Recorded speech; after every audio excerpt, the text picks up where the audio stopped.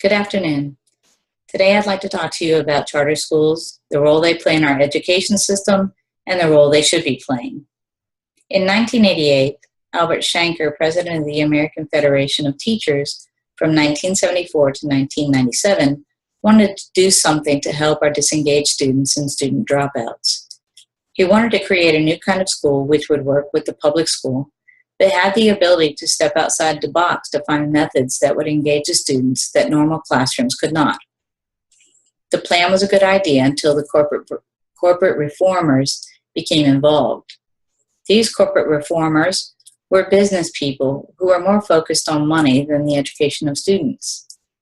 Some government officials backed and continue to back the idea of charter schools for various reasons, giving the American people choice, saving money, or closing achievement gaps.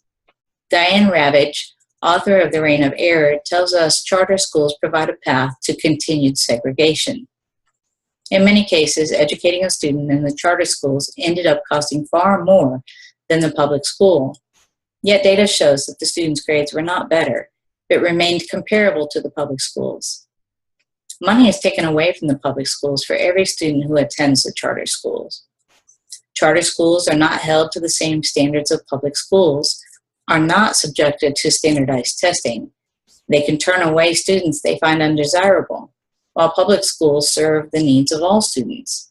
Charter schools can limit the number of students they serve through a lottery. In short, comparing charter schools to public schools is like comparing apples to oranges. Charter schools are not serving the needs of our troubled teens, and they are taking the money away from our public schools, placing them under financial hardship, and in some cases, even resulting in the closure of public schools, leaving these troubled students on a path to failure, and all other students in overcrowded, underfunded environments. My focus today is on this group of students, many coming from homes of poverty. Our response to the needs of the misbehavior of these students is to move them through a set of consequences: in-school suspension or ISS, out-of-school suspension or OSS, and eventually alternative school. None of these consequences offer training in how to change negative learned behaviors. ISS and all-school take the students out of the classroom and places them in a room with dividers which isolates them. OSS sends the students home. They all take the students away from education they so direly need. Clearly, ISS, OSS, and alternative schools are not effective strategies, and a better plan must be implemented. A curriculum plan which teaches social emotional learning, or SEL, should be developed and taught for every school year throughout a student's pre-K through 12 career. A flexible schedule for parent classes should be set up to teach parents how to help their children become successful members of society. OSS in alt school will be replaced with a military-style charter school, which is an extension of the public school system, which means they work together for the good of the student.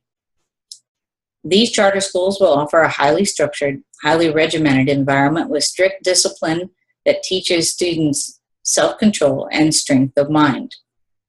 The charter schools will provide academic programs that corresponds with its public school counterpart and a positive peer environment, which focuses on bonding with other students and contains emphasis on honor code. This style of school has a history of success with teens who have had difficulty performing in normal school settings. They work well when it comes to educating and rehabilitating at-risk youths.